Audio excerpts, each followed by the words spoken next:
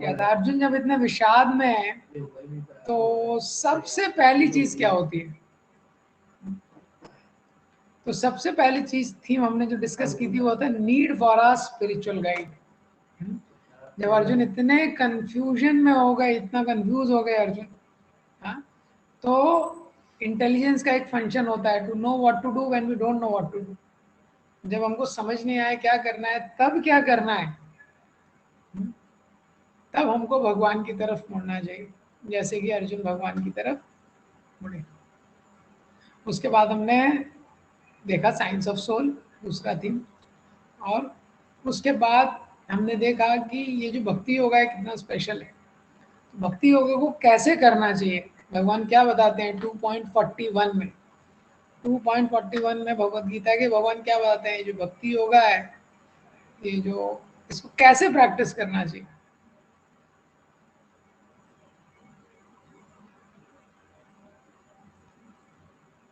तो आप लोगों को और थोड़ा रिवीजन की जरूरत है, इसलिए आप लोग थोड़ा थोड़ा गीता पढ़ते रहिए। जो भगवत गीता है उसको थोड़ा आप पढ़िए साथ में। चिंतन, तो भक्ति योगा वो कैसे प्रैक्टिस करना चाहिए, 1 पॉइंटेड अटेंशन। तो भगवान गीता में बताते हैं व्यवसायत्मिका बुद्धि एके हा कुरु नंदन।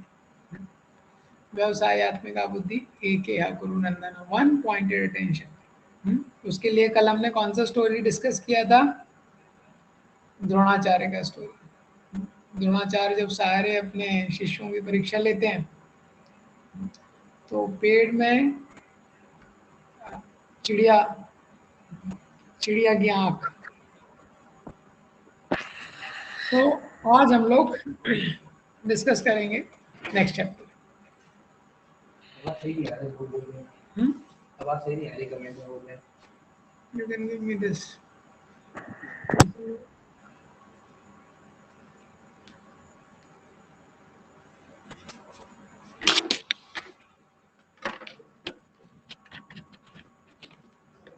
Hare Krishna, Krishna Krishna, Hare. So now voice is clear.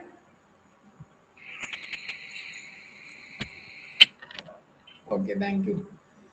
तो और होमवर्क के लिए आप लोग ऐप में होमवर्क वाले टाइम में जा सकते हैं, वहाँ पे प्रैक्टिस शीट्स दिए हुए हैं। बहुत सारे स्टूडेंट्स ने ऑलरेडी होमवर्क सबमिट कर दिया है। So thank you very much. Now we will begin the next session. और ये सेशन में भी बहुत सारे इंटरेस्टिंग थीम्स हैं जो हम देखने वाले हैं।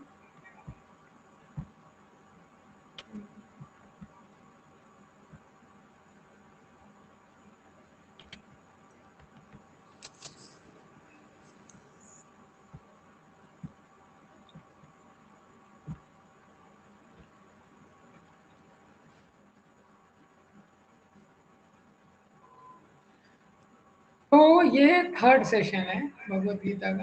तो थर्ड सेशन की शुरुआत होती है अर्जुन उवाचा जायसी चेत कर्मणास्ते मत्ता बुद्धिर्जनार्दन तत्किं कर्मणि घोरे माम नियोजसि केशव। तो अर्जुन बोलते हैं, हे भगवान आप मुझे जायसी चेत कर्मणास्ते मत्ता बुद्धिर्जनार्दन, अगर आपको लगता है कि बुद्धि श्रेष्ठ है, बुद्धि योगा श्रेष्ठ है, तो आप मुझे इस कर्म में, घोर कर्म में, घोर कर्म क्या है, तत् किम कर्मणि घोरे, घोर कर्म मतलब युद्ध में, माम नियोजसी केशव, आप मुझे युद्ध में क्यों लगा रहे हैं। तो भगवान ने पूरा दूसरा गीता का अध्याय बोल दिया। दूसरे अध्याय में भगवान ने बहुत सारी चीज अर्जुन को बोली। तो 2.49 में भगवान अर्जुन को बोलते हैं कि, भगवान अर्जुन को बताते हैं कि दूरेणी आवरम कर्म, कि जो अबॉमिनेबल वर्क है उस कर्म को तुम दूर रखो। और वो अर्जुन के माइंड में चला जाता है। और दूसरे अध्याय के एंड में 2.65, 2.70, 71 इन सारे श्लोकों में बार बार भगवान शांति शब्द का प्रयोग करते हैं। प्रसादे सर्व दुखानाम हानिर्यस्युपजायते। तो इस श्लोक में 2.70 में अपूर्यमानम अचलम प्रतिष्ठम समुद्रमापा प्रविशन्ति यत् तत्वत्कम्यम प्रविशन्ति सर्वे स शांतिमाप्नोति न काम कामी। तो ये सारे श्लोकों में भगवान ने शांति शब्द का प्रयोग करते हैं। तो अर्जुन की इच्छा करने का युद्ध नहीं है अर्जुन को, पहले अध्याय में हम देखते हैं। अब दूसरे अध्याय में भगवान ने बहुत सारी चीजें बताई हैं, एंड में भगवान बोलते हैं अर्जुन से तुम युद्ध करो। अर्जुन, भगवान की अपेक्षा है कि अर्जुन युद्ध करेगा, लेकिन अर्जुन वापस कंफ्यूज हो जाता है, क्योंकि अर्जुन सोचता है भगवान युद्ध करने के लिए बोल रहे हैं, दूसरे अध्याय में शांति भी बोला है। तो अर्जुन बोलते हैं व्यमिषेण वाक्य ना बुद्धि मोयसीव में। व्यमिषेण वाक्य ना, आप तो दो दो चीजें बोल रहे हैं, और ये आप दो दो चीजें बोल रहे हैं, तो इससे क्या हो रहा है, मेरी जो इंटेलिजेंस है वो कंफ्यूज हो रही है, मैं कंफ्यूज हो रहा हूँ। तदेकम वद निश्चित्य, इसलिए आप मुझे एक चीज बताइए,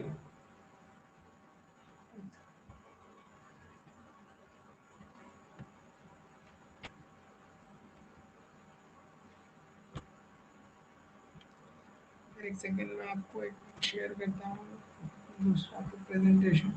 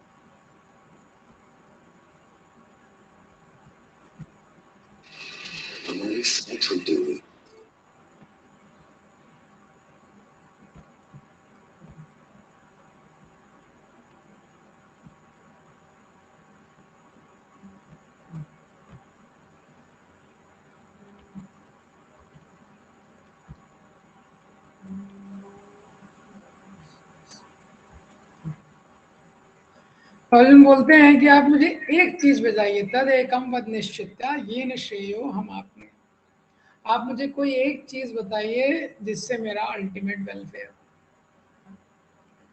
तो भगवान ने, हालांकि अर्जुन को, टीचर का काम है, शिक्षक का काम है क्लैरिटी देना, कंफ्यूजन देना नहीं, और भगवान अर्जुन को क्लियर नॉलेज बताना चाहते हैं, लेकिन क्योंकि अर्जुन के कुछ ऑलरेडी अटैचमेंट्स हैं, तो अर्जुन का सिलेक्टिव लिसनिंग हो रहा है, तो सिलेक्टिव लिसनिंग के कारण अर्जुन कंफ्यूज हो जाते हैं। तो जब अर्जुन कंफ्यूज हो जाते हैं तो इस अध्याय में भगवान अर्जुन को और डिटेल में नॉलेज देते हैं। हाँ, तो इस अध्याय में भगवान अर्जुन को बताते हैं कि कैसे तुमको काम करना, निष्काम कर्म योग के बारे में बताते हैं। तो ये गीता का तीसरा अध्याय है जिसका नाम है कर्म योग। तो पहला अध्याय हमने देखा था जिसका नाम था अर्जुन विषाद योग या सैन्य निरीक्षण योग। दूसरा अध्याय था कंटेंट्स ऑफ गीता समराइज्ड, और ये तीसरा अध्याय है जिसका नाम है कर्म योग। तो भगवान अर्जुन को अलग अलग तरीके से बताते हैं कि कैसे तुम्हारे लिए कर्म करना श्रेयस्कर है। नहीं कश्चित क्षणमपि जातु तिष्ठत अकर्मकृत कारते ही अवशा कर्मा सर्वा प्रकृति जैर्गुणा। तो भगवान अर्जुन को बोलते हैं कि एक क्षण के लिए भी नहीं, कश्चित क्षणमपि जातु तिष्ठति अकर्मकृत। तो जीवात्मा का स्वभाव ऐसा है कि क्रियाशीलता जीवात्मा के स्वभाव में, तो कोई भी व्यक्ति एक सेकंड के लिए भी इनएक्टिव नहीं हो सकता है। सर्व प्रकृति जैर गुण है, क्योंकि प्रकृति के द्वारा अवशा मीन्स हेल्पलेस है वो। तो हम लोग हमेशा एक्टिव रहते हैं, हाँ, सोते भी हैं तो माइंड एक्टिव रहता है, एक सेकंड के लिए भी इनएक्टिव नहीं रह सकते। तो फिर भगवान बताते हैं कि कर्म करना है, लेकिन क्या है, अर्जुन के मन में ऐसा है कि कर्म करूंगा मैं तो एंटेंगल हो जाऊंगा, इस संसार में फंस जाऊंगा।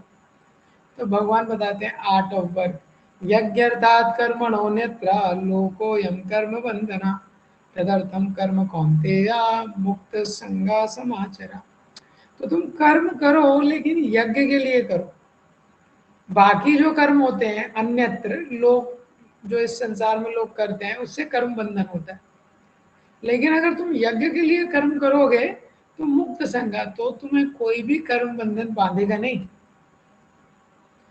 फिर भगवान बोलते हैं कि या तो तुम निष्काम रूप से कर्म करो, हाँ, निष्काम रूप से संसार में कर्म करो, और दूसरा ऑप्शन भगवान बोलते हैं कि अगर तुमको निष्काम रूप से कर्म नहीं करना है तो कर्म कांड करो।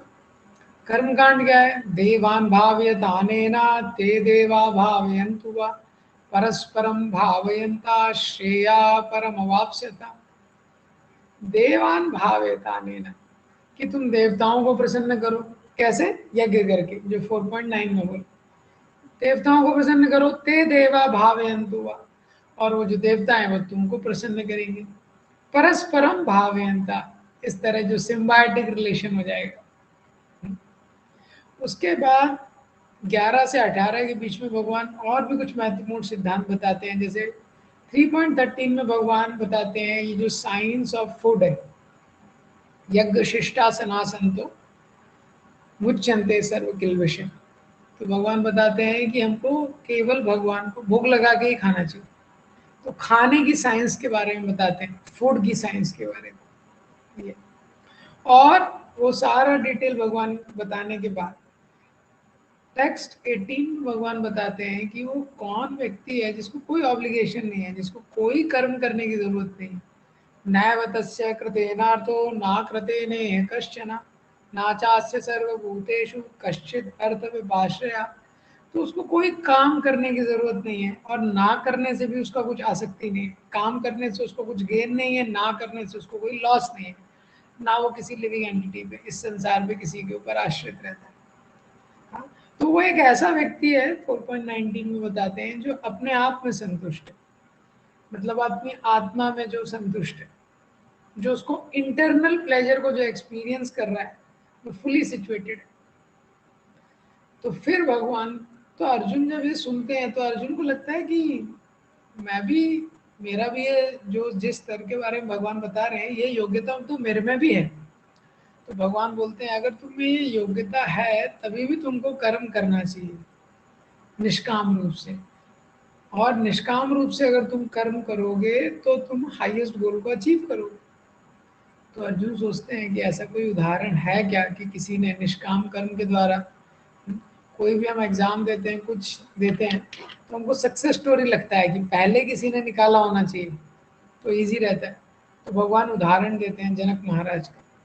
कर्मेण कर्मणे वे ही संसिद्धिम आस्थिता जनकादया लोक संग्रहम एवापि संपश्यन कर्तुम अर्हसि। तो भगवान उदाहरण देते हैं कि कर्म के द्वारा ही सम सिद्धि, हाईएस्ट परफेक्शन प्राप्त किया है जनक जैसे कई राजाओं ने। और क्यों उन्होंने कर्म किया? लोक संग्रहम एवापि, लोगों को टीचिंग देने के लिए, ज्ञान देने के लिए, हाँ, एक सही एग्जाम्पल सेट करने के लिए। फिर भगवान बताते हैं कि ये उदाहरण सेट करना, एग्जाम्पल सेट करना कितना इम्पोर्टेंट है लीडर्स के लिए। यद यद आचरति श्रेष्ठा तत्तदेव जना स यत् प्रमाणम कुरुते लोकस्तद अनुवर्तते। इस संसार में जिस जिस प्रकार से श्रेष्ठ लोग आचरण करते हैं, और जो स्टैंडर्ड वो अपने बिहेवियर के द्वारा, शायद प्रमाणम कुरुते, जो प्रमाण वो अपने व्यवहार के द्वारा स्थापित कर देते हैं, लोकस्तद अनुवर्तते, सारे लोग उसी का पालन करते हैं। इसके बाद भगवान अपना उदाहरण देते हैं। ना में पार्थस्ति कर्तव्यम त्रिषु लोकेषु किंचना नानवाप्तम अवक्तव्यम वर्त एव च कर्मणि। तो भगवान बोलते हैं कि हे पार्थ, मेरे लिए तीनों लोकों में कोई कर्तव्य नहीं। हम सब लोगों के लिए कुछ ना कुछ कर्तव्य लिखा गया है। पुत्र का क्या कर्तव्य है, इसका हमारा ऋषियों के प्रति कर्तव्य है, माता पिता के प्रति कर्तव्य है, देश के प्रति कर्तव्य है, बहुत सारे कर्तव्य दिए गए शास्त्रों में।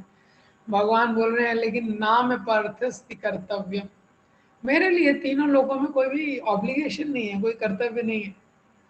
I don't need anything, I don't want anything. इस संसार में लोग काम करते हैं क्योंकि उनको किसी चीज प्राप्त करने की इच्छा है, किसी चीज की आवश्यकता है। नान अवक्तम अवक्तव्यम, तभी भी मैं काम करता हूँ। क्यों? उत्सीदेयोरिमे लोका ना कुर्याम कर्म चेदहम अगर मैं काम नहीं करूंगा तो मैं लोगों को डिस्ट्रॉय करने वाला हो जाऊंगा। क्यों? क्योंकि मैं लीडर हूँ, भगवान बोलते हैं, और मैं लीडर हूँ और लोग मेरा पथ फॉलो करेंगे। संकरस्य च कर्तस्याम, और भगवान बोलते हैं फिर वर्ण संकर हो जाएगा। तो पहले अध्याय में अर्जुन ने एक कारण दिया था, तो पहला कारण अर्जुन ने दिया था कंपैशन, तो वो तो भगवान ने दूसरे अध्याय में उसको रिजेक्ट कर दिया। तो भगवान ने बोला कंपैशन शरीर पे नहीं आत्मा पे होना चाहिए। अब एक कारण अर्जुन ने दिया था कि मैं अगर युद्ध करूंगा तो वर्ण संकर हो जाएगा, सारे लोगों की मृत्यु हो जाएगी, स्त्रियां दूषित हो जाएंगी, ऐसा पूरा उसने 1.39 से 43 तक उसको एक्सप्लेन किया था। तो यहाँ पे भगवान जस्ट अपोजिट बता रहे हैं। तो भगवान उस आर्गुमेंट को रिफ्यूट कर रहे हैं, अर्जुन के उस तर्क को। भगवान बोल रहे हैं अगर तुम अपने कर्तव्य को नहीं करोगे तो कर ये संकर हो जाएगा। संकरस्य कर्तस्याम, तो वह वर्ण संकर का कारण बनूंगा। इस प्रकार से अर्जुन को भगवान बताते हैं कि जो व्यक्ति का हृदय पूरी तरह शुद्ध नहीं है उसको काम करना चाहिए, कर्म करना चाहिए, लेकिन निष्काम रूप से करना चाहिए। क्यों? क्योंकि पहले नहीं कूटा कर्म करेगा तो तो बच्चे को कूटने से मेरा मतलब बच्चे को पहले से समझा के चलो उसका लाइफ का एम क्या है, पहले से उसको समझा के चलो। सो मैं आपको अप्रिशिएट सही आंसर में भली करूँ ना करूँ, करना पड़ेगा, बाकी लोग उसी का पथ मेरे फॉलो पास करने वाले। जितना अर्जुन भी ज्यादा पर तो अर्जुन में हो सकता है वो योग्यता हो कि चाहता है कि आपका रिजल्ट बेहतरीन हो। अगर आप बहुत बेहतरीन रिजल्ट रहा है बेटा तेरे साथ भी एक्सटर्नली और बट अगर तेरा भगवान पे ध्यान देगा, लेकिन मेरे बाकी पुत्र लोग तब भी तेरे साथ योग्यता देना है क्योंकि अर्जुन लीडर है तो उसको क्यों? फॉलो करेंगे, क्योंकि मुझे पता है तूने दिल से मेहनत नाश हो जाएगा। तो मुझे ये भी पता अगली बार होगा। इस प्रकार से निष्काम कर्मियों को एक्सप्लेन करने के बाद भगवान बताते हैं कि हर व्यक्ति जो है वो अपने स्वभाव के अनुसार इस संसार में काम अभी भी ये करता मत सोचना कि अगर आपका रिजल्ट अच्छा नहीं आया तो सर को क्या बताना है, तो हमें है। हमारे पास प्रयुक्तोऽयं पापं चरति पूरुषः अनिक्षुण्णपि वार्ष्णेय बलादिव ये शायद ये भूल गया या शायद ड्राइव हो गया या सर कट ऑफ ही ज्यादा चले गए, मोर मेहनत करो। तो वो दायरे थोड़ा सा ना आपको समझना है, वो दायरे थोड़ा सा आप डालना पहले प्रश्न जिस दिन गेम में उतरोगे उस दिन कोई हमको पाप करने के लिए भगवान करे बेहतर रिजल्ट हो, नहीं हुआ तो बेटा ये क्यों शिकवे ना रह जाए कि हमारी मेहनत में कोई मेहनत हमने जी जान कर दी। भगवान मेहनत करूँ तो 1 साल और करूंगा ना मैं, हमको सिंपल लगता है। है कि कोई तो ऐसी फोर्स है जो हमको गलत डायरेक्शन में, बिल्कुल अगर तुम मेहनत कर रहे हो तुम्हारे दिल में ये डर है अगर मैं पास नहीं हुआ तो ये डर को निकाल दो। तुमने ये देखना बस भगवान यहाँ से उत्तर देना शुरू करते हैं। कामेशा क्रोधेशा रजो गुणा समुद्भवा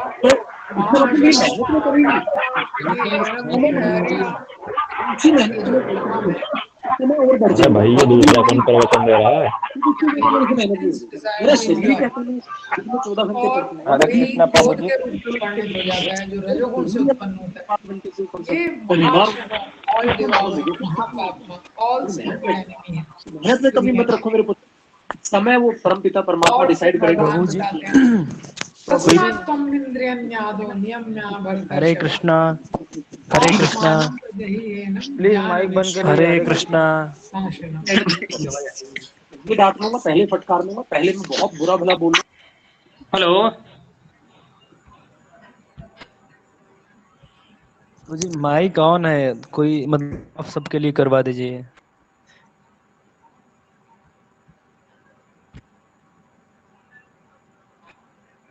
अभी चालू कर, अभी शेयर कर दीजिए, अभी शेयर शेयर ये ऊपर बंद रहना आ रहा। Okay, Hare Krishna. So, okay, there was some disturbance. I believe it's okay now. तो ये सारा बताने के बाद भगवान अर्जुन को कंक्लूसिवली बताते हैं, तस्मात् त्वम इंद्रियन्यादो नियम्या भरतर्षभ पापमानं प्रजहीहेनं ज्ञान विज्ञान। तो भगवान बोलते हैं देयरफॉर तस्मात् त्वम, कि सबसे पहले तुम सेंसेस को, तो भगवान बताते हैं जो काम है, ये जो इंटेंस डिजायर है ये संसार में व्यक्ति की एंजॉय करने की, इंटेंस डिजायर टू एंजॉय, तो इसी के कारण व्यक्ति पाप में लगता है। तो ये जो इंटेंस डिजायर है एंजॉय करने की, जिसको काम भी बोलते हैं, लस्ट बोलते हैं। तो ये व्यक्ति के माइंड में है, सेंसेस में है, इंटेलिजेंस में है। तो भगवान बताते हैं लस्ट ने सब कैप्चर करके रखा है। तो लस्ट से जब फाइट करना है काम से, तो उसकी शुरुआत कहाँ से है? तस्मात् त्वम इंद्रियाण्यं, इंद्रियों से उसकी शुरुआत होती है। तो ये इन शॉर्ट में है तीसरा चैप्टर। तो मैं वापस से इसको रिवाइज करता हूँ जो मैंने अभी तक आप लोगों को बताया है, जिससे आप में से किसी का कुछ छूट गया है तो आपको समझ में आ जाएगा। तो सबसे पहले तीसरे अध्याय के शुरुआत में अर्जुन पूछते हैं कि आप मुझे युद्ध में क्यों लगा रहे हैं? अगर आपका मानना है कि ये जो युद्ध है ये तो घोर कर्म है और बुद्धि अगर श्रेष्ठकर है, शांति अगर अच्छा है, तो आपने पिछले अध्याय में 2-3 बार शांति बोला है। 249 में भगवान ने बोला है दूरेणी आवरम कर्म, तो आप मुझे युद्ध में क्यों लगा रहे हैं? आप युद्ध के लिए भी बोल रहे हैं और शांति के लिए भी बोल रहे हैं, तो इससे मैं कंफ्यूज हो रहा हूँ। तो भगवान अर्जुन को बताते हैं, अर्जुन सोच रहे हैं कि दो ही ऑप्शन है।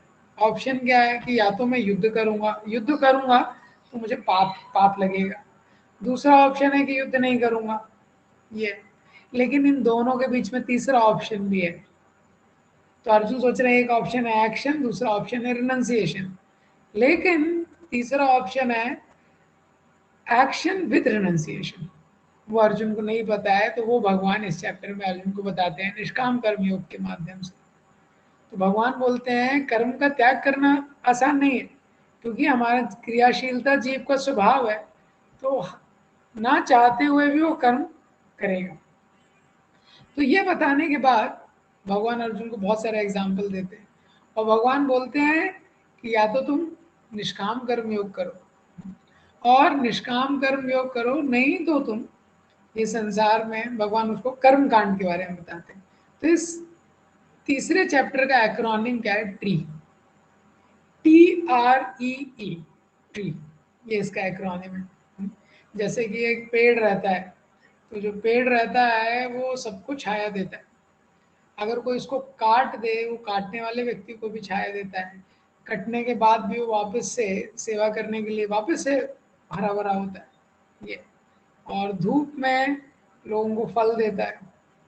तो इसी प्रकार से जो कर्म योगी है वो सेवा में लगा रहता है। तो इस एक्रोनिम का टी शब्द का अर्थ क्या है? त्याग। ये पहला चीज है इस चैप्टर में जो अर्जुन पूछते हैं पहले और दूसरे श्लोक में। R stands for yoga ladder, rungs on a yoga ladder. तो इस संसार में अलग अलग स्तर पे व्यक्ति काम करते हैं। सबसे लोएस्ट स्तर होता है कि व्यक्ति कुछ भी फॉलो नहीं कर रहा है, केवल एंजॉय कर रहा है, किसी भी नियम को फॉलो नहीं कर रहा है, संसार में भोग करना चाहता है। उससे ऊपर का स्तर है कि वो संसार में भोग करना चाहता है, लेकिन उसके लिए वैदिक नियमों का पालन करता है, देवताओं की पूजा करता है। उससे ऊपर का स्तर है कि वो जो अपना कर्म है वो कर्म करता है और उसका जो फल है भगवान को अर्पण करता है। हाँ, उससे ऊपर का स्तर है कि वो केवल भगवान की प्रसन्नता के लिए ही कर्म करता है। तो ऐसे अलग अलग रंग्स हैं इस चैप्टर में योगा लेटर।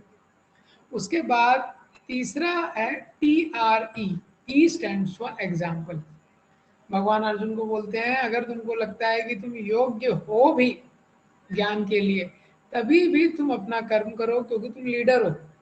और लीडर जो एग्जाम्पल सेट करते हैं, यदि आचरति श्रेष्ठा तत्तदेव वित्रोजन, जो भी उदाहरण लीडर सेट करते हैं वो सारे लोग फॉलो करते हैं ये। तो इसीलिए तुमको ये करना चाहिए और निष्काम कर्म के द्वारा तुम अपनी सिद्धि को प्राप्त करोगे। जनक महाराज का उदाहरण देते हैं।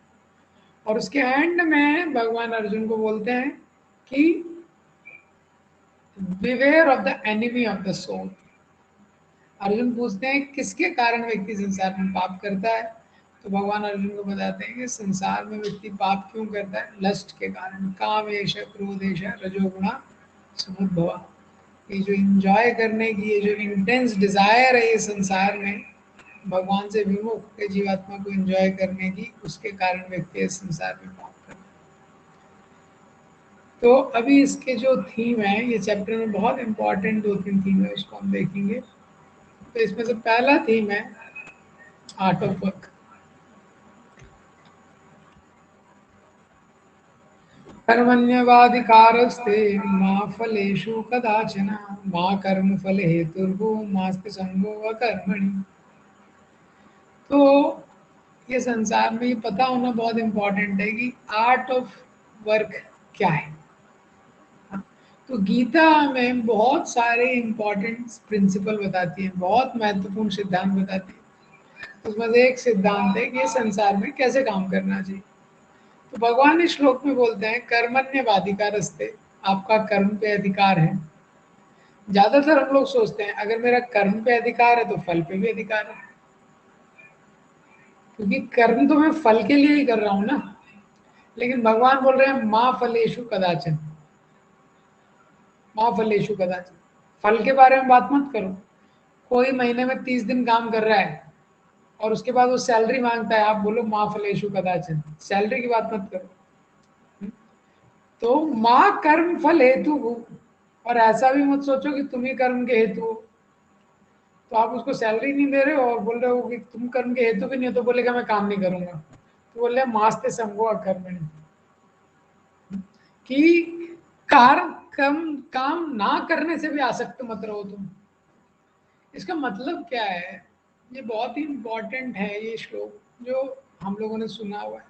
भगवान यहाँ गीता में बता रहे हैं संसार में कर्म करने की क्या कला है। तो कर्म करने की कला क्या है, भगवान बताते हैं कर्मण्येवाधिकारस्ते माँ फलेषु कदाचन। हमको कर्म करना चाहिए, लेकिन फल के लिए, फल हमको मिलेगा कर्म करेंगे तो, फल कहीं जा नहीं रहा है, लेकिन हमको फल के लिए काम नहीं करना चाहिए। We should work for something which is higher than the result. We may be concerned about the result, but result should not be the primary motivation for working. हम लोग हो सकता है कि रिजल्ट के लिए कंसर्न हो, लेकिन रिजल्ट हमारी प्राइमरी मोटिवेशन नहीं होनी चाहिए। जैसे कोई विद्यार्थी है, वो विद्यार्थी पढ़ रहा है, लेकिन अगर वो केवल नंबर लाने के लिए पढ़ रहा है कि केवल मुझे मार्क्स लाने हैं, तो ये बहुत हेल्दी मोटिवेशन नहीं है। क्यों ये बहुत हेल्दी मोटिवेशन नहीं है? अगर मार्क्स लाना ही उद्देश्य है, तो मार्क्स लाने के लिए फिर और भी काफ़ी सारे तरीके हैं। तो वो चीटिंग करके भी मार्क्स ला सकता है, पेपर लीक करवा के भी वो मार्क्स ला सकता है, मार्कशीट में चेंज करवा के भी मार्क्स ला सकता है। समझ रहे हैं आप? तो और भी सारी तरीके से मार्क्स ला सकता है। लेकिन जब वो पढ़ रहा है तो उसका मेन फोकस होना चाहिए, focus should be on learning. तो जब उसका फोकस लर्निंग पे होगा तो मार्क्स तो अपने आप आ जाएंगे। अभी क्या होता है, व्यक्ति जब रिजल्ट को मेन मोटिवेशन बना देता है तो दो विकल्प हो सकते हैं, या तो रिजल्ट अच्छा आएगा या खराब आएगा। तो जब रिजल्ट अच्छा आता है तो उसको घमंड आ जाता है और वो सोचता है मैंने मेहनत की, मैंने लाके दिखाया। हालांकि रिजल्ट कई फैक्टर पे है, इसलिए भगवान बोल रहे हैं माँ कर्म फल हेतु। अपने आप को हेतु मत सोचो, क्योंकि हमने एग्जाम दिया, हमने पेपर दिया। हाँ, एग्जाम के समय भी हम कई बार चीजें भूल जाते हैं जो हमको एग्जाम से पहले याद रहती हैं और एग्जाम के बाद वापस याद आ जाती हैं। हाँ, तो एग्जाम के समय हमको क्या याद है उस पर डिपेंड करता है। उसके बाद जो एग्जामिनर हमारा प्रश्न, हमारा question paper answer sheet check कर रहा है, उसका माइंड कैसा है। अभी हमारी आंसर शीट जब उसके पास गई, उसका अपनी वाइफ से झगड़ा हो गया उस दिन, जब वो हमारी आंसर शीट चेक कर रहा है, तो उसका इफेक्ट हमारे नंबर्स पे आ जाएगा। तो माँ कर्म फल हेतु। तो जो विद्यार्थी है उसका फोकस होना चाहिए लर्निंग पे। अगर वो रिजल्ट पे फोकस करेगा तो सक्सेस मिलेगी, अगर तो घमंड आ जाएगा, और फेलियर मिलेगा तो डिप्रेशन में चला जाएगा। हम देखते हैं हर आईआईटी में हर साल सुसाइड होते हैं। हाँ, कर्मण्य तो अनहेल्दी कॉन्शियसनेस है। अगर कोई रिजल्ट को मेन गोल बना के काम करता है इस संसार में, तो ये अनहेल्दी कॉन्शियसनेस है। उसका गोल होना चाहिए वो काम को अपने बेस्ट कैपेसिटी देने के लिए, तो उसकी लर्निंग मैक्सिमम होगी और वो भी अपना बेस्ट एफर्ट दे पाएगा।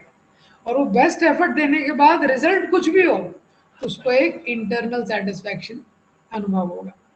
Work itself is a reward, उसको और किसी ट्रॉफी की जरूरत नहीं पड़ेगी। वो अपने आप में संतुष्ट रहेगा। कर्मण्येवाधिकारस्ते, इसलिए हमको समझना चाहिए हमारा कर्म पे अधिकार है। कर्म जितना बेस्ट तरीके से हम लोग कर सकते हैं उसको हमको करना चाहिए। तो ये है साइंस ऑफ वर्क।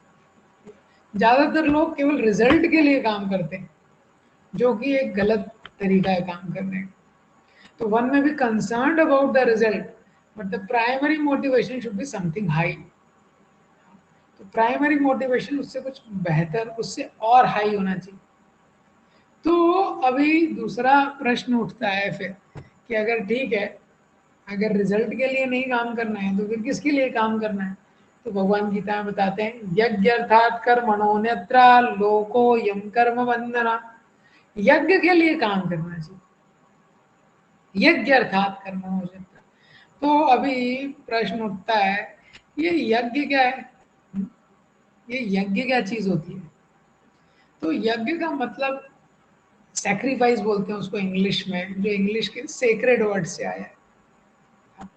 तो यज्ञ का इन जनरल मतलब है कि जब भी हम लोग जो अपना जो प्लेजर है उसको किसी हायर पर्पस के लिए सैक्रिफाइस करते हैं, जो हम इंजॉय कर सकते थे पर किसी हायर पर्पस के लिए हम उसको सैक्रिफाइस करते हैं, वो यज्ञ है। एक सिंपल वे में, जैसे हम सुनते हैं कि पहले यज्ञ होते थे तो यज्ञ में घी डाला जाता था। अभी वही घी से व्यक्ति, कोई सोचेगा ये तो घी का वेस्ट है, हाँ? लेकिन वो यज्ञ बताया गया, जो घी से वो अपनी इंद्रिय तृप्ति कर सकता था, अभी वो घी के द्वारा वो यज्ञ कर रहा है। घी में इसी तरह ग्रेन्स का उपयोग होता है, ग्रेन्स डाले जाते हैं, गेहूं अन्न वगैरह डाला जाता है, तो वो सोचता है इससे तो मैं कुकिंग करके खा सकता था। लेकिन भगवान ने बताया है कि जिसका उपयोग हम अपने लिए कर सकते थे, जब हम उसी चीज का उपयोग किसी हायर पर्पस के लिए करते उसको यज्ञ बोला जाता है। तो यज्ञ का डेफिनेशन श्रील प्रभुपाद जी ने दिया है, for the satisfaction of Vishnu, for the satisfaction of Vishnu. देखिए, जब इस संसार में केवल, ये संसार में ज्यादातर लोगों के दुखों का मूलभूत कारण है केवल वो अपने को सुखी करना चाहते हैं। The desire to enjoy is one of the greatest cause for distress. The desire to enjoy, when pleasure become the purpose of life, life becomes purposeless. जब केवल प्लेजर, केवल सुख प्राप्त करना ही जीवन का उद्देश्य बन जाता है, तो जीवन उद्देश्य विहीन हो जाता है।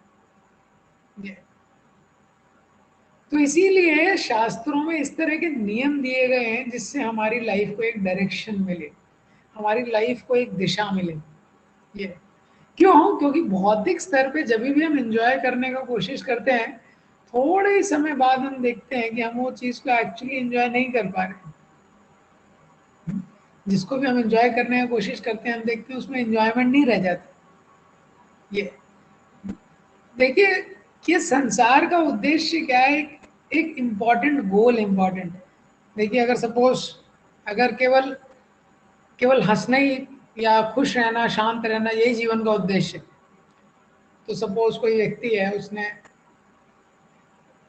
उसने जॉब कर लिया, नौकरी कर लिया, वो रिटायर हो गए, अभी उसको बोल दिया ठीक है अभी आप कुछ मत कीजिए, हाँ आप हाँ खुश रहिए, आप खुश रहिए, आप ये देखिए उसको घर में बिठा दिया, टीवी चला दिया, टीवी में लाफ्टर चैलेंज चला दिया, बोला आप दिन भर कॉमेडी सीरियल देखिए बस। तो क्या वो देख सकता है दिन भर कॉमेडी सीरियल? नहीं, थोड़ी देर बाद वो उसमें बोर हो जाएगा। जीवन के लिए एक लक्ष्य चाहिए, एक प्रॉपर गोल चाहिए। तो ये बहुत स्पेशल है art of work. Art of work मतलब आप अपने कर्म पे, कर्म मतलब, कर्म का मतलब है जो शास्त्रों में विहित कर्म है, जो आपका ड्यूटी है, अपनी ड्यूटी पे फोकस कीजिए। और उसका जो रिजल्ट है उसको पूरी तरह से कंट्रोल करने का कोशिश मत कीजिए, क्योंकि वो पूरी तरह से आपके हाथों में नहीं है। तो दो एक्सट्रीम रहती है। एक एक्सट्रीम क्या है? एक एक्सट्रीम को बोलते हैं दैववाद, दूसरी एक्सट्रीम को बोलते हैं कर्मवाद। तो एक तरह के लोग बोलते हैं कर्मवाद, hard work hard work hard work, hard work is the key to success, कि केवल हम मेहनत करेंगे और सक्सेस को प्राप्त करेंगे। दूसरा एक्सट्रीम क्या है? दैववाद। वो क्या है? वो बोलते हैं भगवान की मर्जी के बिना तो पत्ता भी नहीं हिलता है, तो भगवान की कृपा होगी तो चीज अपने आप हो जाएगी। लेकिन बैलेंस इसका क्या है? दोनों का कॉम्बिनेशन हमको लगता है। हाँ? जैसे timely rains and diligent ploughing, जैसे अगर कोई कृषि कर रहा है, कोई किसान है, तो उसको टाइम पे खेत को जोत के रखना पड़ेगा, उसको अच्छी तरह से खेत को जोत के रखना पड़ेगा, वो उसके हाथ में है, उसका कर्म। और बारिश आएगी कि नहीं, ये भगवान के हाथ में, टाइमली रेन्स। हाँ, तो ये दोनों का जब कॉम्बिनेशन होता है उससे रिजल्ट आता है। तो इसीलिए बोला गया है कि कर्मण्येवाधिकारस्ते मा फलेषु कदाचित् यज्ञ अर्थात कर्मणोऽन्यत्र। तो इस संसार में हमको कर्म करना चाहिए, जो शास्त्रों में दिया है वो कर्म करना चाहिए ये, और हमको उसमें इस तरीके किसी भगवान की प्रसन्नता के लिए वो कर्म करना चाहिए। अभी तक जो हम रिजल्ट के लिए कर रहे थे केवल, वो भगवान की प्रसन्नता के लिए करना चाहिए। जो भी व्यक्ति खुद को केवल प्रसन्न करना चाहता है वो सबसे ज्यादा दुखी रहता है।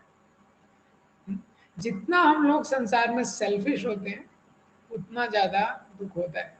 Selfishness is the cause of all misery in this world.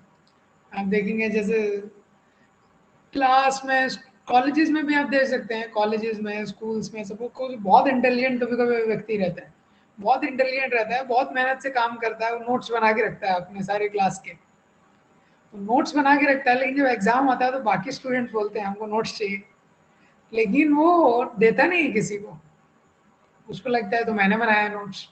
हाँ, तो देखिए वो सबसे इंटेलिजेंट व्यक्ति है लेकिन वो दुखी रहता है। हाँ, क्यों? जो भी व्यक्ति सेल्फिश है, जब भी हम सेल्फिशली काम करेंगे तो हम इस संसार में एंजॉय नहीं कर सकते। तो ये पहला थीम है इस चैप्टर का जो हमने देखा, आर्ट ऑफ वर्क, कि किस तरीके से हम लोग इस संसार में काम करते हैं। और इसमें एक थीम है, मैं आपको दिखाऊंगा।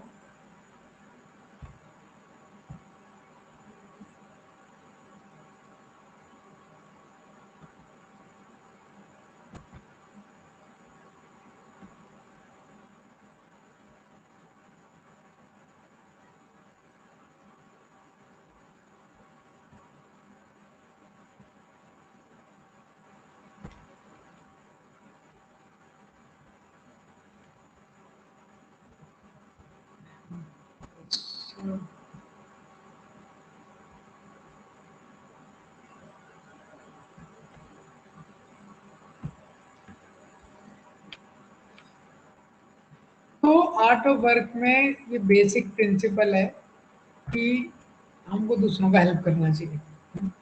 तो अभी देखिए जैसे आप ये वीडियो देख रहे हैं, हाँ, तो वीडियो में एक व्यक्ति है, हाँ, ये खुश रहना चाहता है लेकिन ये अपने ही जीवन में है, इसको भगवान बहुत सारे अवसर देते हैं कि ये किसी की हेल्प कर सकता है, लेकिन क्या है, उन अवसरों को ये छोड़ देता है, ये उन अवसरों को मिस कर देता है।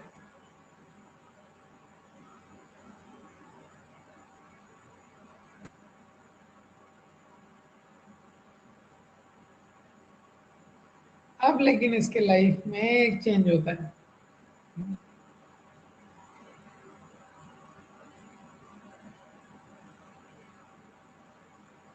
तो ये एक बूढ़ी लेडी है, ये इसकी मदद से रोड क्रॉस कर रही है, ये तो उसने इसको अप्रोच कर लिया, तो उसकी ये हेल्प कर रहा है।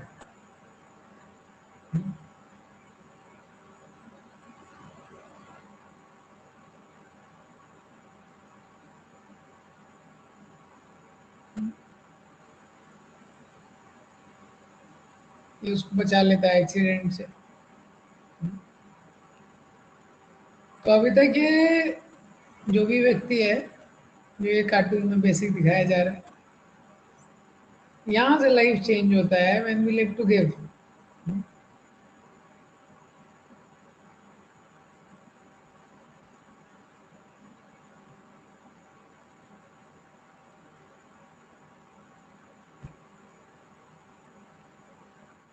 तो ये हमने इसमें पहला थीम देखा। दूसरा थीम है इस चैप्टर का, पावर ऑफ एग्जाम्पल। भगवान गीता में बोलते हैं, यदि यदाचरति श्रेष्ठा तत्तदेव वितरो जना सयत् प्रमाणं कुरुते लोकस्तदनुवर्तते नाम पार्थस्ति कर्तव्यं त्रिषु लोकेषु किंचन नानवाप्तम् अवक्तव्यं वर्त एव च कर्मणि। ये संसार में सबसे पावरफुल चीज अगर कोई है तो one of the most powerful thing is the power of example, जो उदाहरण की शक्ति है। यद यद आचरति श्रेष्ठा, श्रेष्ठ व्यक्ति जिस प्रकार से आचरण करते हैं, इतरो जना मीन्स कॉमन पीपल, जो कॉमन पीपल होते हैं वो जैसे उसको फॉलो करते हैं। सा यत प्रमाणम कुरुते, जो स्टैंडर्ड वो सेट करते हैं, लोकस तद अनुवर्तते, लोग जैसे उसको फॉलो करते हैं। भगवान बोल रहे हैं ना मैं पार्थस्ति कर्तव्य, मेरा कोई ड्यूटी नहीं है तभी भी मैं कर्म करता हूँ। क्यों? ये एग्जाम्पल सेट करने के लिए। तो ये एग्जाम्पल बहुत इंपॉर्टेंट चीज है। ये संसार में एक कॉन्सेप्ट है, एक मॉडलिंग का कॉन्सेप्ट है। अगर आपको कोई छोटी से छोटी चीज भी बेचनी है तो एडवर्टाइजमेंट इंडस्ट्री को पता है, जो विज्ञापन करते हैं तो वो सोसाइटी के किसी श्रेष्ठा को पकड़ लेते हैं। यद यद आचरति श्रेष्ठा, तो कोई तो मूवी स्टार या स्पोर्ट्स स्टार, उसको वो पकड़ लेते हैं और वो क्लोजअप लगा रहा है तो क्लोजअप की सेल्स बढ़ जाती है। कोई स्पोर्ट्स स्टार है, वो जिस तरह का हेयर स्टाइल रख रहा है लोग उस तरह का हेयर स्टाइल रखने लगते हैं। कोई मूवी स्टार है, वो जिस तरह के कपड़े पहन रहा है तो उस तरह के कपड़े चलने लगते हैं मार्केट में। क्यों? ये क्योंकि सिद्धांत है मॉडलिंग का, यद यद आचरति श्रेष्ठ। हाँ, तो जो श्रेष्ठ लोग हैं वो जैसा आचरण करते हैं वैसा लोग सीखते हैं। प्रभुपाद जी तात्पर्य में लिखते हैं कि teachers, executive heads and parents, they are natural leaders for society. जो टीचर्स होते हैं, एग्जीक्यूटिव हेड्स होते हैं और जो पेरेंट्स होते हैं, ये नेचुरल लीडर हैं, इनको बनाना नहीं पड़ता, ये नेचुरल लीडर रहते हैं। तो हम सब इस तरह से ये संसार में कहीं ना कहीं लीडर का रोल प्ले करते हैं।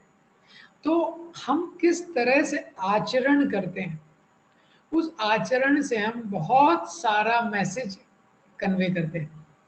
ये तो माता पिता से बच्चे बहुत कुछ सीखते हैं। जो बोला जाता है उससे ज्यादा लोग, more things are caught than taught, ज्यादा चीजें लोग समझते हैं और सीखते हैं जो देखते हैं उदाहरण। ये तो उदाहरण में बहुत शक्ति रहती है। तो जिस प्रकार का उदाहरण हम सेट करते हैं, your action speak so louder that I am not able to hear your voice. तो इंग्लिश में एक सेइंग है कि जो एक्शंस होते हैं वो इतनी आवाज करते हैं कि जो ये हम बोल रहे हैं वो आवाज सुनाई नहीं देती। यद यद आचरति श्रेष्ठा, तो हम जिस प्रकार का आचरण करते हैं उससे बहुत कुछ हम हमारे नीचे वाले जो लोग हैं उनको सिखाते हैं। बहुत कुछ हम उनके लिए स्टैंडर्ड सेट करते हैं अपने आचरण के द्वारा, क्योंकि संसार में हर कोई व्यक्ति ऑब्जर्व करते रहता है, ऑब्जर्व करता है कि लोग कैसा कर रहे हैं, श्रेष्ठ लोग कैसा कर रहे हैं। तो यहाँ पे दो महत्वपूर्ण चीजें हैं। पहला महत्वपूर्ण चीज है क्या है, पहला क्वेश्चन क्या है important, we should have right role models in life. अगर मूवी स्टार, स्पोर्ट्स स्टार, ऐसे ही लोगों को हम रोल मॉडल बनाएंगे तो हमारा जीवन भी वैसे हो जाएगा। इसीलिए शास्त्र हमको पढ़ना चाहिए। शास्त्र दिए गए हैं, रामायण, भागवतम, महाभारत, भगवद गीता। तो ये शास्त्रों में हमको रोल मॉडल्स के एग्जाम्पल दिए गए हैं। तो हम इसमें पढ़ते हैं अर्जुन कैसे थे, हम पढ़ते हैं परीक्षित महाराज कैसे थे, अम्बरीश महाराज कैसे थे। तो जब इन लोगों, महाराज शिवी कैसे थे, तो जब हम इन लोगों के बारे में पढ़ेंगे, सुनेंगे, तो ये हमारे रोल मॉडल बन जाएंगे। किनको हमने अपने जीवन को रोल मॉडल बनाया है, उस डायरेक्शन में हमारा लाइफ जाता है। और दूसरा, हम जैसा आचरण कर रहे हैं वैसा हम, सबसे महत्वपूर्ण गिफ्ट अगर हम किसी को दे सकते हैं, सबसे स्पेशल गिफ्ट, तो वो कोई चीज नहीं है, वो एग्जाम्पल है। The greatest gift is the gift of example.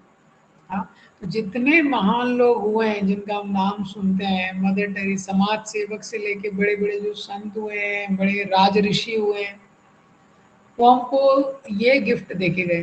किसका गिफ्ट? एग्जाम्पल का गिफ्ट। 9 लाख से ज्यादा साल हो गए हैं त्रेता युग को, लेकिन अभी भी Lord Ram is still ruling the hearts of people. भगवान राम अभी भी लोगों के हृदय में है। क्यों? क्योंकि वो एक ऐसा उदाहरण सेट करके गए, एक ऐसा उदाहरण सेट करके गए हम पूरा जो रिलीजन है, बुद्धिस्ट रिलीजन, तो उसकी शुरुआत कहाँ से हुई अगर आप देखेंगे तो एक बुद्धिस्ट मॉन्क का वो उदाहरण था। हाँ, जब कलिंग युद्ध के बाद सम्राट अशोक उस पहाड़ी के ऊपर गए देखने के लिए कि क्या स्थिति है, हाँ, तो कलिंग युद्ध में बहुत लोग मारे गए थे। जब सम्राट अशोक उस पहाड़ के ऊपर गए और उस पहाड़ से उन्होंने देखा कि इतने सारे लोग, मृत लोग पड़े हुए हैं, किसी का हाथ कटा है, किसी के अलग अलग अंग कटे हैं, किसी के शरीर से रक्त बह रहा है, सब लोग कष्ट में। तो पहाड़ी से उन्होंने देखा कि एक बुद्धिस्ट मॉन्क है, हाँ, तो कोई पानी मांग रहा है, उसके लिए पानी लेके जा रहा है, कोई दूसरा व्यक्ति है उसको किसी और तरीके से मदद कर रहा है।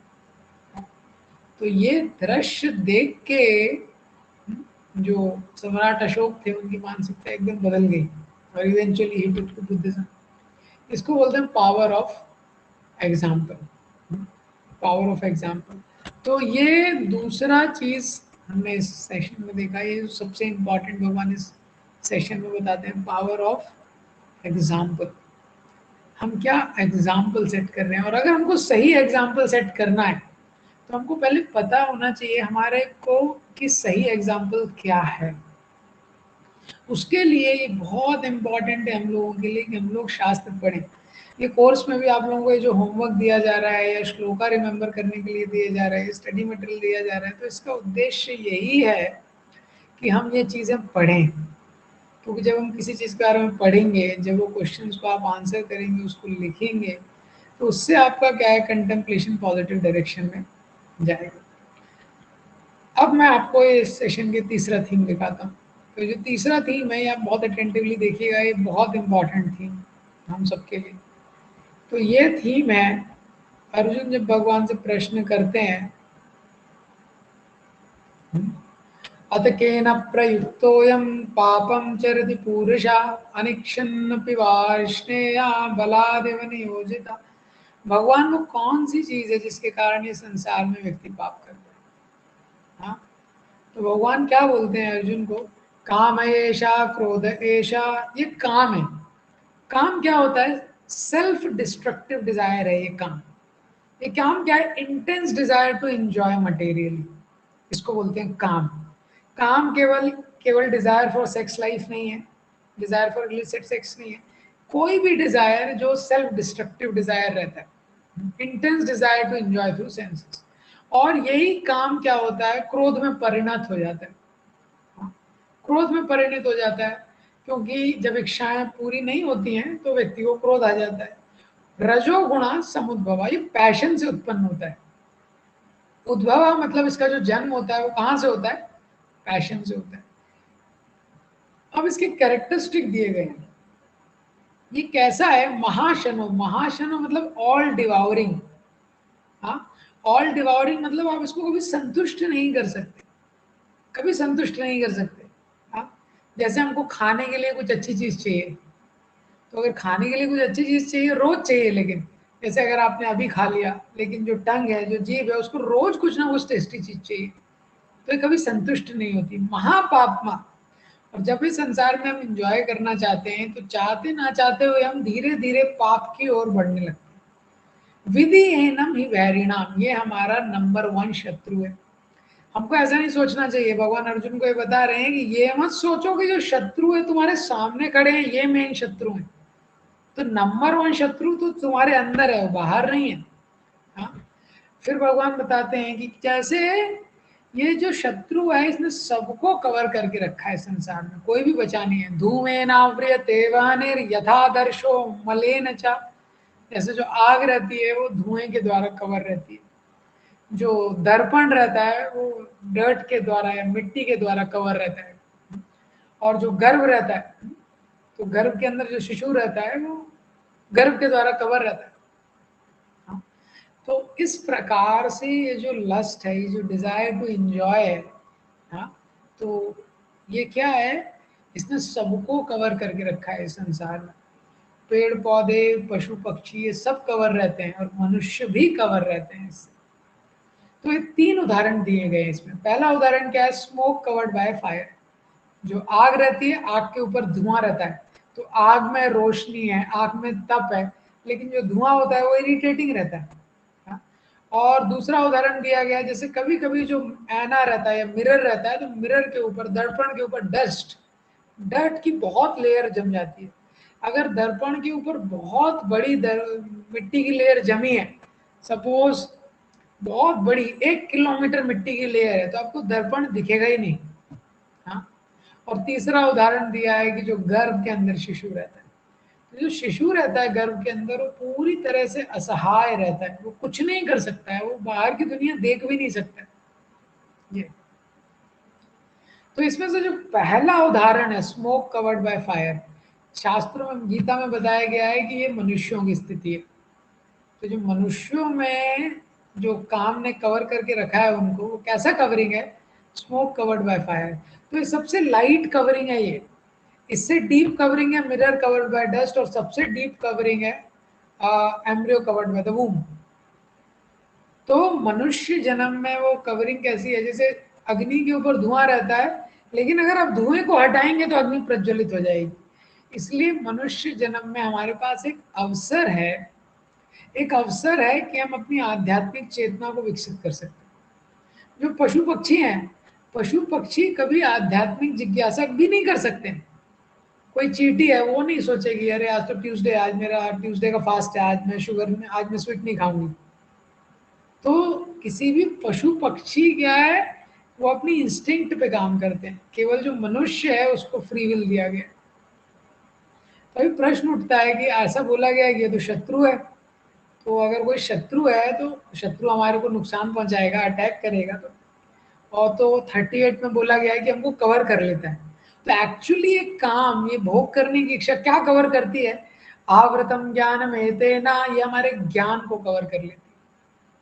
जो हमारा नॉलेज है इसको ये कवर कर लेती है। ज्ञानी नो नित्य वैरिणा। इसलिए हम देखते हैं जब इंजॉय करने की इच्छा बड़ी तीव्र हो जाती है, तो सारा नॉलेज बैकग्राउंड में चला जाता है। हाँ? अरे इतना सब सुना था, इतना पढ़ा था, ये कैसे भूल गए? हाँ? जब एंजॉय करने की इच्छा आवृत कर लेती है। ज्ञानियों की नित्य वैरिणा मतलब इटर्नल एनिमी है। ऐसा नहीं है कि कभी अपनी शत्रुता छोड़ देगी, कभी नहीं छोड़ेगी। काम रूपेण कौनते या दुष्पूरेण न लेन चा। तो ये जो काम रूप का जो शत्रु है, ये कैसा है? दुष्पूरेण मतलब कभी भी संतुष्ट नहीं होने वाला है। जैसे आग में जितना भी घी डालिए, तो घी डालने से आग कभी बुझने नहीं वाली, वो बढ़ती जाएगी। ठीक है, ये शत्रु कहाँ रहता है भाई? हाँ, इतना खतरनाक शत्रु है, कहाँ रहता है? इंद्रियाणि मनोबुद्धिर अस्य अधिष्ठानम उच्यते। ये इंद्रियों में है, मन में है और बुद्धि में। हमारे ज्ञान को कवर कर लेता है। हाँ, और ज्ञान लेने की हमारी इच्छा को भी कवर कर लेता है। क्योंकि जिन चीजों से हम ज्ञान लेते हैं, हम इंद्रियों के माध्यम से ज्ञान लेते हैं, माइंड से, इंटेलिजेंस से ज्ञान लेते हैं, तो क्या है, प्रभुपाद जी बोलते हैं हेडक्वार्टर्स ऑफ लस्ट। हाँ, 2.40 के परपोर्ट में हम देखेंगे तो जो लस्ट है उसने सारी स्ट्रेटेजिक पोजीशन हमारे शरीर में, जीव के ऊपर कवर कर रखी है। अगर आपको किसी शत्रु से युद्ध करना है, तो बहुत एक महत्वपूर्ण चीज रहती है स्ट्रैटेजिक पोजीशन। आप कहाँ से अटैक कर रहे हैं, स्ट्रैटेजिक पोजीशन। तो ये जो काम रूपी शत्रु है, इसने जीवात्मा के ऊपर उसके सेंसेस को, उसके मन को, उसके इंटेलिजेंस को, सबको कवर करके रखा है, और उसके साथ वो इल्यूजन कर रहा है।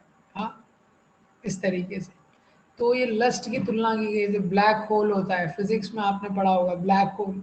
ब्लैक होल एक ऐसा बॉडी रहता है कि उसमें कुछ जो भी रहता है वो उसके ग्रेविटी पुल से अंदर चला जाता है। हाँ, कुछ निकल के नहीं आता है ब्लैक होल से।